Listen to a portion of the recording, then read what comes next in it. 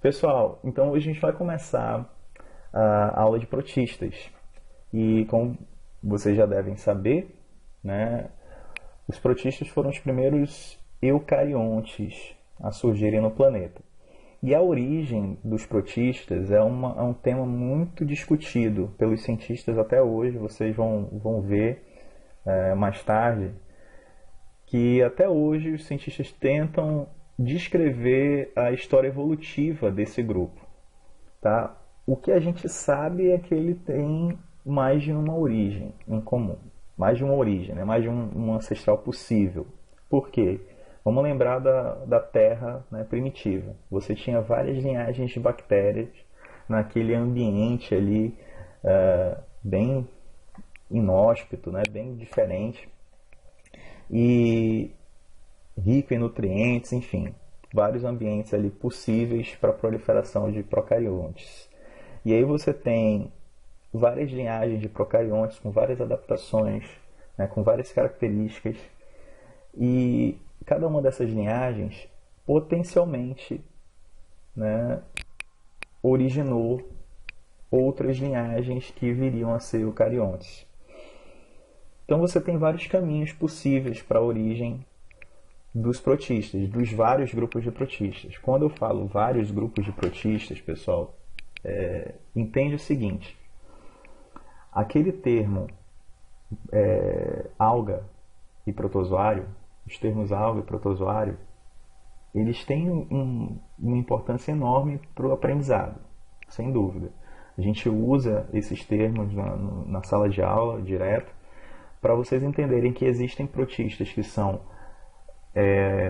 autótrofos e protistas que são heterótrofos. Protozoários são todos aqueles protistas heterótrofos e as algas são todos aqueles protistas autótrofos. Só que esses termos, né, de protozoário e alga, para o estudo de evolução e diversidade dos protistas, eles não têm valor. Por quê? Porque tem vários protistas que em algum momento da vida deles conseguem produzir seu alimento e em um outro momento não, né? Não conseguem mais produzir e adquirem o hábito heterótrofo. Então tem essa variabilidade metabólica, né, ao longo da vida de determinadas espécies. Então você não conseguiria enquadrar esse indivíduo no grupo dos protozoários ou no grupo das algas só, não é verdade? Então, para fins de taxonomia, né, de classificação, nós não usamos os termos protozoário e alga. Nós utilizamos vários outros termos, né, para dar nome aos filos de protistas. Eu vou mencionar, né, depois. Beleza, então a origem dos protistas é um tema bem discutido até hoje. Mas quem são, então? Como é que a gente define protista? Protista é um eucarionte, né, todo aquele ser eucarionte que não tem o nível de organização de tecido, tá, observado nos fungos, nas plantas e nos animais, não tem a complexidade, né, de forma e de estrutura que a gente encontra nos fungos, né, em vários fungos, nas plantas e nos animais. As funções vitais, né, dos protistas são realizadas no nível organela, no nível celular, mais especificamente dentro das organelas. Aqui a gente já tem organelas membranosas. Tá? Podem ser tanto unicelulares solitários quanto coloniais, formando colônias, formando agrupamentos complexos. Tem um grupo, por exemplo, de protista chamado de coanoflagelado, né? Esses coanoflagelados, eles tendem a formar uma colônia que lembra muito as esponjas do mar, os poríferos. Inclusive, esse grupo de coanoflagelado é tido como ancestral, olha só, como ancestral direto dos animais, né? Então, existe muita semelhança, né, desse grupo aí de coanoflagelado com os primeiros animais a terem surgido aí no planeta. Mas podem ser também multicelulares. Então, tem protistas que são multicelulares. Exemplo, as algas, né? O que a gente considera como algas pluricelulares são protistas multicelulares. não tem sinapomorfia que agrupem os protistas. O que é sinapomorfia? Voltando lá no tema da evolução, da sistemática. Sinapomorfia é uma característica nova, certo? É uma característica nova, que surgiu depois do ancestral e tal, e que é compartilhada por um determinado grupo. Então não existem sinapomorfias que amarrem todos os protistas num grupinho só. Tá? Essa é a grande dúvida, né? O grande desafio da ciência é tentar formar um grupinho certinho, bonitinho dos protistas, o que é muito difícil de acontecer. Eles não têm desenvolvimento embrionário, né? Diferente, né, de nós, por exemplo, não tem desenvolvimento embrionário. E podem ser tanto autótrofos quanto heterótrofos. Aqui cabe, né, o termo protozoário e alga, né? Que são termos que relacionam a nutrição, né, do protista. Então, se ele é autótrofo, ele vai ser chamado de alga, se ele é heterótrofo, chamado de protozoário. Quanto à importância, gente, né, dos protistas, você lembra das algas, você já percebe que eles têm uma importância enorme para o equilíbrio do planeta, né, dos ambientes, né, aquáticos, para taxa de oxigênio, né, que é produzida e liberada na atmosfera. Então você tem, né, você encontra nos protistas aí uma importância enorme como produtores das cadeias alimentares. Tá? Além disso, eles podem estabelecer relações de mutualismo, né, com outros seres. Por exemplo, nos corais, né, você encontra reações mutualísticas, né, de vários protistas com outros seres vivos, né, com anêmonas, por exemplo, tá? Constituem a base dos ecossistemas de recifes de coral. Né? Isso é extremamente importante para garantir o equilíbrio de toda aquela zona costeira, tá? E garantir o sustento de todo aquele ecossistema, toda aquela fauna, né, ali ao redor. Constituem cerca de 40% da produtividade primária global. O que é produtividade primária? Produção de biomassa, né, gente? Então, os protistas autótrofos têm uma importância enorme para a produção de biomassa. Participam da reciclagem de nutrientes também, né, através da ação de micro-organismos decompositores, saprófagos, né? Eles garantem a reciclagem de nutrientes também. Também executam controle populacional de bactérias, né? Você tem vários protistas que se alimentam de bactérias e acabam entrando nessa microcadeia, né, alimentar. Quanto aos ambientes, né, eles conseguem explorar uma porção de ambientes, certo? Ambientes aquáticos, né, ambientes terrestres. Os aquáticos podem ser dulcícolas ou marinhos. Podem habitar poças d'água, até esgotos, né? Eles podem ser encontrados, vários protozoários são encontrados em esgoto. Podem ser endoparasitas, né? Endoparasita humano ou de outros animais, tá bom?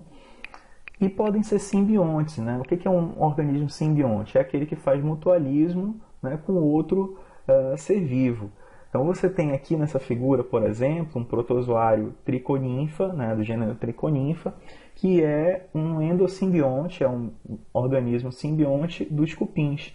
Ele auxilia, né, os cupins na digestão, né, dele.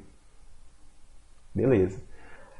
Quanto ao revestimento e locomoção, pessoal, você lembra que existe uma razão matemática chamada razão área de superfície barra volume, né? E essa razão ela é utilizada em vários momentos na fisiologia para a gente explicar o equilíbrio que a célula precisa ter com o seu ambiente ao redor. Se a célula, né, tiver um tamanho muito grande, essa razão de área de superfície pelo volume ela vai diminuindo. Por quê? O volume ele vai aumentando, vai aumentando, vai aumentando, e a área de superfície ela não acompanha a taxa com que o volume aumenta, né? Então, essa razão, se você dividir, né, a área de superfície pelo volume, você tem a razão área barra volume. É até um exercício interessante aí de matemática para você fazer. Se você pegar Deixa eu pegar aqui a lousa, deixa eu mudar aqui rapidinho. Só para ilustrar esse problema aí para vocês. Não é Não é brincadeira não, cara. Esse conceito da matemática, ele é muito utilizado mesmo, para a gente explicar várias situações, né, na fisiologia. Então você tem uma célula cúbica de 1 centímetro de aresta, né? Se você fizer, né, o cálculo do volume, né, dessa célula, vamos considerar que é uma célula, né? Uma célula de 1 centímetro de aresta é uma célula gigante já, né? Então essa célula teria 1 centímetro cúbico, confere? 1 centímetro cúbico. Agora, de volume, né? Agora, a área de superfície, como é que eu calculo? Eu pego a área desse lado aqui, mais a área desse lado aqui, mais a área desse lado aqui e a área dos outros lados, né? Que são 6 lados aí. Então, você tem 6 centímetros quadrados. Confere aí, galera. Beleza. Agora, se eu pego e dobro... Olha só o meu quadrado perfeito, mano. Olha, tu é doido, né? Muito perfeito meu desenho. Se eu pego e dobro isso, né? O volume vai ser o quê? 2 vezes 2 vezes 2 vai ser 8, né, centímetros cúbicos de volume. E a área? A área vai ser o quê? 2 vezes 4, 6 vezes 4, 24, né? A área vai ser 24 centímetros quadrados. Agora repare aqui, ó, a área de superfície pelo volume, se eu dividir a área pelo volume, a área sobre o volume dessa primeira situação, eu tenho 6, né?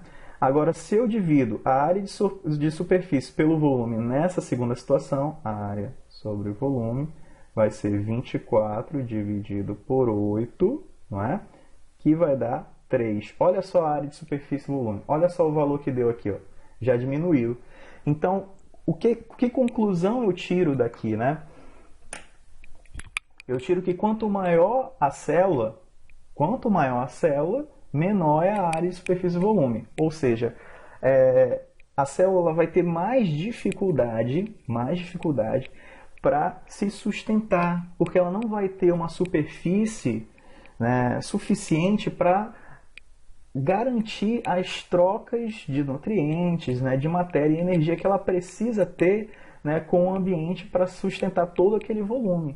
Então ela não vai dar conta, a superfície dela não vai dar conta do volume dela. Então por isso que você não encontra uma ameba, por exemplo, de 5 metros de altura, entendeu? Porque uma ameba é um ser unicelular, tá? Ela tem que ter uma dimensão, ela tem que obedecer uma dimensão ali que tenha uma área de superfície e volume adequada, né, para a sua sobrevivência. Entenderam aí a ideia? Então esse conceito, né, de área de superfície e volume, ele é bastante utilizado na fisiologia para a gente explicar isso. E os protistas mantêm uma razão área-volume elevada, ou seja, eles conseguem manter tamanhos pequenos ali para garantir uma troca bem legal, bem eficaz, né, de matéria e energia com o ambiente ao redor. Beleza, com relação ao revestimento, a membrana plasmática deles, ela tem várias adaptações, né, várias modificações dependendo do filo, né, de protista, dependendo do grupo de protista.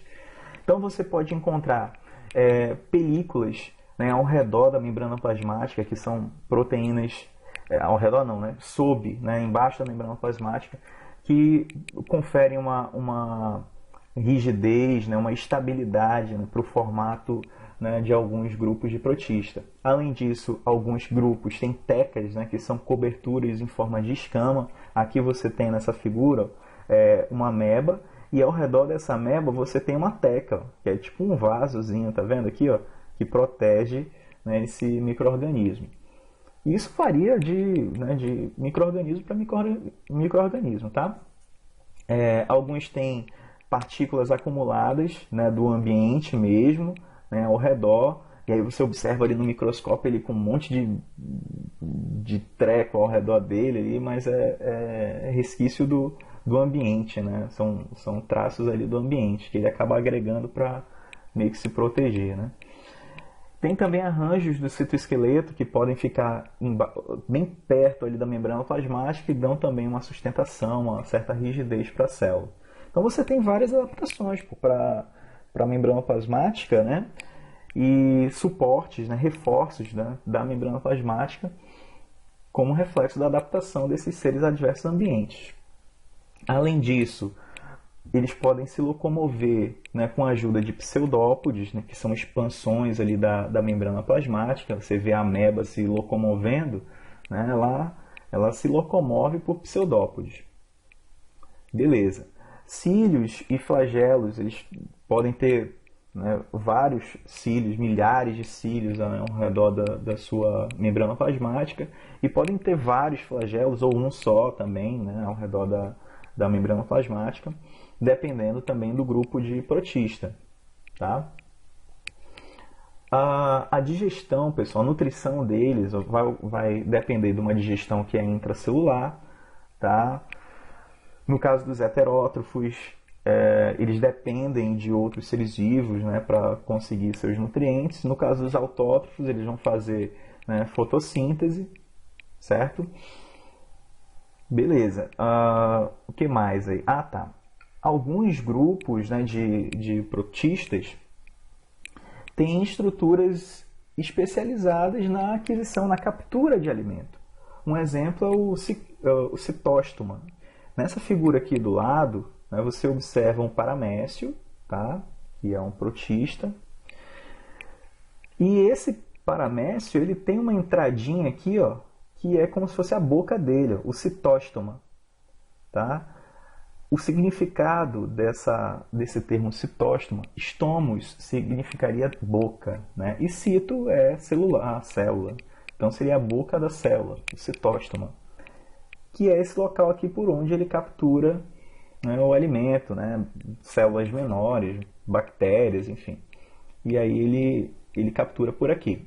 Mas nem todos os protistas têm essa estrutura.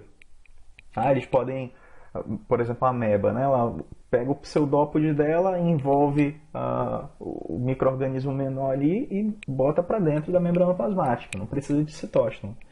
Então não é sempre que isso acontece. Quanto à nutrição, eles podem ser classificados como autótrofos, como heterótrofos ou ambos. Como eu falei, né? Tem protista que na presença de luz pode fazer fotossíntese, mas se não tiver luz ele vai atrás do primeiro micro-organismo que ele encontrar ali para comer. Os heterótrofos, eles podem ser holozóicos, que são aqueles que fazem fagocitose ativa mesmo, né, capturando outros micro-organismos no ambiente, ou podem ser saprófagos, que são aqueles que se alimentam de matéria orgânica em decomposição e eles fazem difusão, né, no caso dessa matéria, tá? Podem fazer transporte ativo ou simplesmente a pinocitose.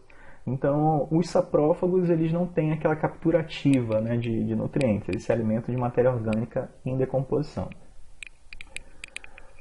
Quanto à respiração, pessoal, eles podem ser aeróbicos ou anaeróbicos. E aqui, né, você também tem aquela situação que você viu lá nas bactérias, que alguns anaeróbicos, alguns não conseguem sobreviver na presença de oxigênio, outros até, né, conseguem e até usam, né, o oxigênio em alguns momentos. Então você tem os anaeróbicos obrigatórios, no caso, vários simbiontes aí do trato digestivo de animais, de ruminantes, por exemplo, tem protozoários que são anaeróbicos obrigatórios, e tem os anaeróbicos facultativos, né, que são espécies que podem, né, utilizar o oxigênio dissolvido na água ou não.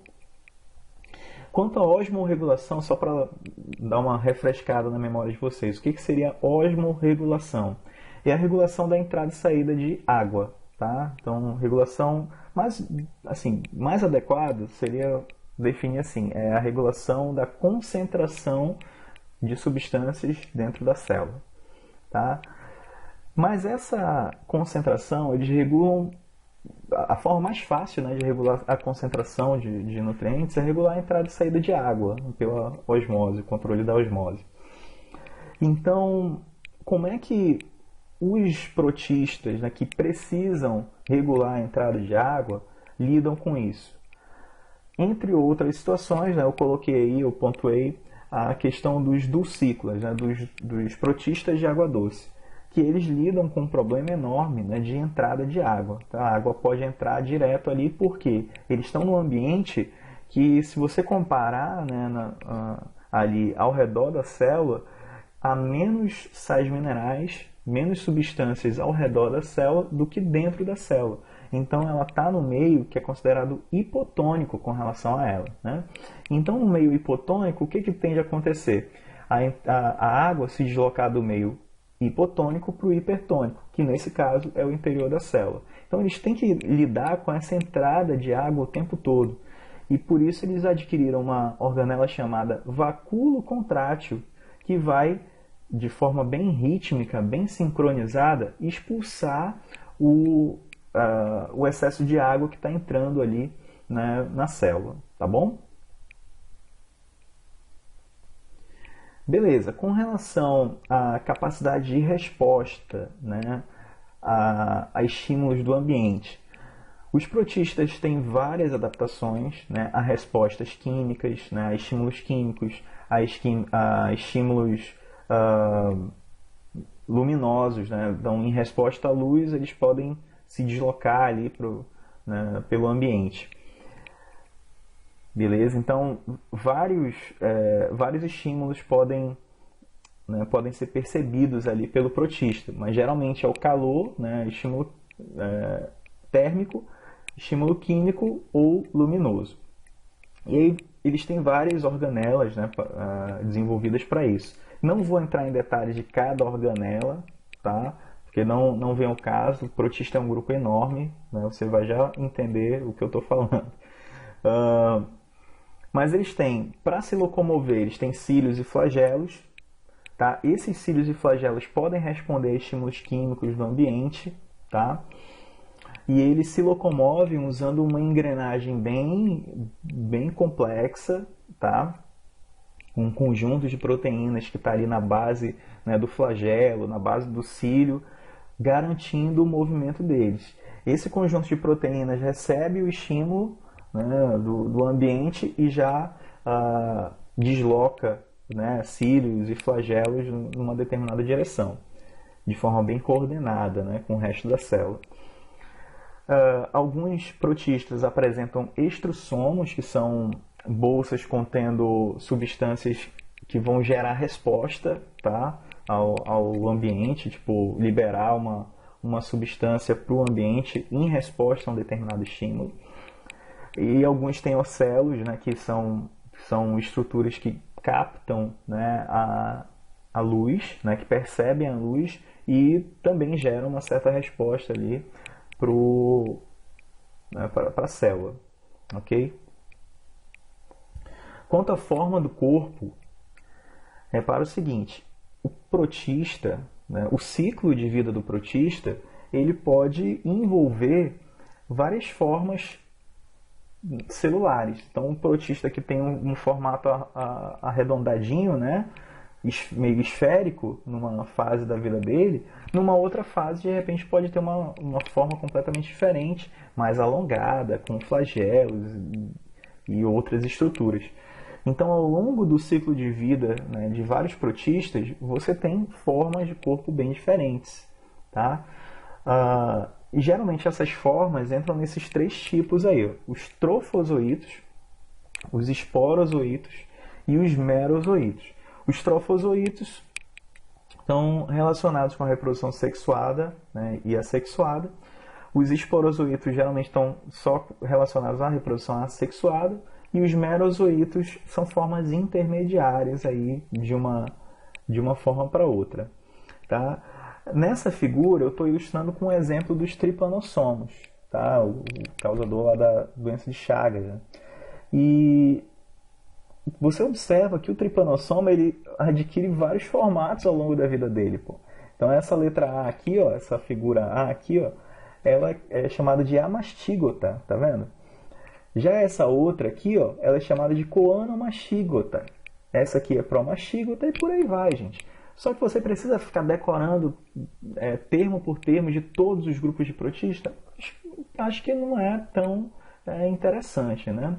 Você tem que entender que eles variam de forma corporal e no caso dos protozoários, acho que aí sim, né, dá para você ter uma atenção maior para as formas do corpo, dependendo do estágio, né, que o parasita esteja infectando ali o hospedeiro. Isso é até interessante a gente entender. Mas para todos os grupos, né, já fica meio complicado. Muito bem, de acordo com a reprodução, né, então o protista ele pode ter reprodução assexuada ou sexuada. Tá? O que seria a reprodução assexuada? É aquela que não tem fecundação, não tem troca de gametas.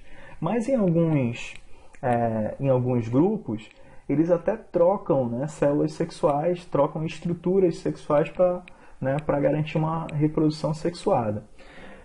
Então, eu posso dizer que os protistas eles conseguem explorar várias estratégias de ciclo de vida. Tá? Lembrando que o ciclo de vida ele vai envolver todas as formas de reprodução que ele pode desenvolver, que ele pode desenvolver ali, realizar, né, ao longo da vida dele. Então, dentro do grupo de protistas, essa é uma característica muito interessante, que é a variabilidade, a diversidade de ciclos de vida que a gente pode encontrar nesse grupo. Aí eu coloquei 3 figuras, tá? Eu vou começar, deixa eu ver por onde eu vou começar aqui, tá? Eu vou começar por essa aqui do meio, que é a que mais parece com o nosso ciclo de vida. O nosso ciclo de vida, ele é exatamente assim, ó. Um organismo adulto, tá? Ele começa a produzir gametas pela meiose, beleza? E aí, esses gametas, que tem metade do número de cromossomos, por isso que tem esse Nzinho aqui, ó, que representa só um conjunto cromossômico, tá? O organismo adulto tem 2 conjuntos cromossômicos, por isso que a gente tem 46 cromossomos, e aí quando a gente faz meiose, nossos gametas passam a ter 23 cromossomos. E aí durante a fecundação, esses gametas se encontram e geram um zigoto diploide, né, com 46 cromossomos de novo, no nosso caso. Isso pode ser realizado por alguns grupos de protistas tranquilamente. O ciclo chamado haplobionte-diplonte. Ok? No caso do ciclo haplobionte-aplonte, a gente já tem uma diferença aqui. Ó. O organismo adulto, olha, ele não teria, o ser humano, no caso, não teria 46 cromossomos, ele teria só 23 cromossomos, tá vendo? Ele só tem um conjunto cromossômico aqui. Quando ele vai produzir o gameta, ele produz o gameta não por meiose, mas por mitose. E aí o espermatozoide e o óvulo vão ser produzidos a partir desse indivíduo aqui, ó, por mitose. E aí os gametas se encontram e geram um zigoto. Só que o zigoto, no momento que ele se forma, ele tem lá 2 conjuntos cromossômicos. Então teria ali 46, no caso da nossa espécie, comparando com a nossa espécie, né? Só que logo depois que ele se forma, acontece uma meiose, tá? E gera um embrião, né, com 4 células ali, mais 4 células já haploides, 4 células com o número de cromossomos que vai ter o indivíduo adulto. E aí ele continua seu desenvolvimento e tal, termina seu desenvolvimento. Esse desenvolvimento é chamado haplobionte-aplonte. Professor, qual é a ideia desse termo aí, haplobionte? Tá? O haplobionte quer dizer que ele só tem uma fase predominante. Tá? E essa fase predominante, no caso do haplobionte-aplonte, é a fase haploide. Tá? No caso do haplobionte-diplonte, ele tem uma fase dominante, mas essa fase dominante é a diploide. E o diplobionte, professor, o ciclo diplobionte, ele já tem 2 fases dominantes ao longo do ciclo de vida, uma haploide e uma diploide. Repara aqui, ó, que você tem uma estrutura chamada gametófito, tá? É um formato do corpo, né? Isso aqui é um exemplo de ciclo de vida que algumas algas, por exemplo, fazem. Então, essa fase aqui, ó, esse indivíduo chamado gametófito, né, ele vai produzir gameta, né, por meiose, por mitose, e esses gametas se fecundam e geram um zigoto. Esse zigoto vai gerar vai se desenvolver e tal, e vai gerar uma outra forma do corpo, forma de corpo, um outro tipo de indivíduo chamado esporófito. Esse esporófito é diploide, diferente desse gametófito aqui, ó. E aí o esporófito vai fazer a meiose, gerando esporos, os esporos germinam e geram novos gametófitos. Então você tem aqui ao longo desse ciclo diplobionte, dois formatos, né? Duas formas, né, predominantes ao longo desse ciclo de vida. Uma vai ser haploide e uma vai ser diploide. Ok? Essa forma aqui ela foi depois passada adiante para outros seres, por exemplo, para as plantas. As plantas têm esse ciclo de vida diplobionte aí. Ok? Além disso, né, os protistas podem fazer reprodução assexuada. Essa reprodução assexuada pode ser por fissão ou divisão binária, que dependendo de como vai cortar, né, a célula, pode ser transversal ou longitudinal. Pode ter também uma fissão múltipla, ou chamada esquizogonia, que é quando várias células, vários clones são produzidos, né, ali dentro a partir, né, de uma célula só. Além da divisão ou da fissão, tem também o brotamento, pessoal. O brotamento é quando uma célula grande ela começa a gerar brotos, né? Esses brotos eles ficam ali próximo da célula, né, associados à célula-mãe, até que chega uma hora que ela some, né? Muito bem, então esse é o brotamento. Além, né, de tudo isso que eu falei para vocês, os protistas podem ter também mecanismos de transferência gênica horizontal, assim como a gente viu lá nas bactérias, né, a transferência gênica por conjugação, os protistas também podem ter, né? Alguns grupos de protistas também fazem essa transferência via conjugação. Ok? Quanto à origem e evolução, acho que era aqui que eu queria chegar, né? Que é um tema que me inspira muito interesse, né? Que é a origem dos seres vivos. A minha formação é por biólogo, eu sou biólogo, mas a minha formação depois da graduação foi toda voltada para a diversidade biológica. E é muito interessante, pessoal, a gente tentar desvendar, né, esse mistério da evolução. Porque é uma coisa que já aconteceu e a gente está só tentando decifrar os segredos ali, né, os caminhos da evolução. Então, a origem, né, dos protistas, a gente sabe que foi a partir dos procariontes. Só que é uma origem que tem várias raízes. E a hipótese, né, que a teoria que explica de forma mais convincente, né, a origem da célula eucarionte é a chamada teoria endossimbiótica em série. O que ela significa, tá? Simplesmente que os protistas eles surgiram a partir de modificações que as bactérias ancestrais, né, foram sofrendo na sua membrana plasmática, né? Essas modificações na membrana plasmática deram origem a algumas organelas membranosas, por exemplo, o retículo endoplasmático, tá, e o complexo golgiense surgiram dessa modificação que você está vendo aqui no começo, ó, que é uma invaginação. Percebe que a membrana plasmática ela foi se dobrando, ela foi meio que invadindo aqui o citoplasma, e aí no caminho ela foi dando origem a algumas organelas membranosas. Por exemplo, o retículo endoplasmático rugoso, o retículo liso, o complexo golgiense. E além dessas organelas, também se formou a carioteca aqui, ó, que é a membrana nuclear, nesse primeiro momento. Logo após esse processo aqui, começou uma série de associações ecológicas, tá? De relações chamadas de mutualismo, né? Reações mutualísticas, em que o indivíduo ele se associa com o outro para obter algum benefício. Eles são beneficiados os dois, né, dessa relação. Então, num primeiro momento, esse indivíduo aqui, essa célula, ela se associou, né, com uma bactéria capaz de produzir energia por respiração aeróbica, ou seja, aquela bactéria que fazia a respiração celular usando oxigênio. Essa bactéria aqui, né, que entrou aqui nessa célula, ela entrou por um motivo. Ela queria também né, se beneficiar dessa relação, conseguindo nutrientes ali para ela.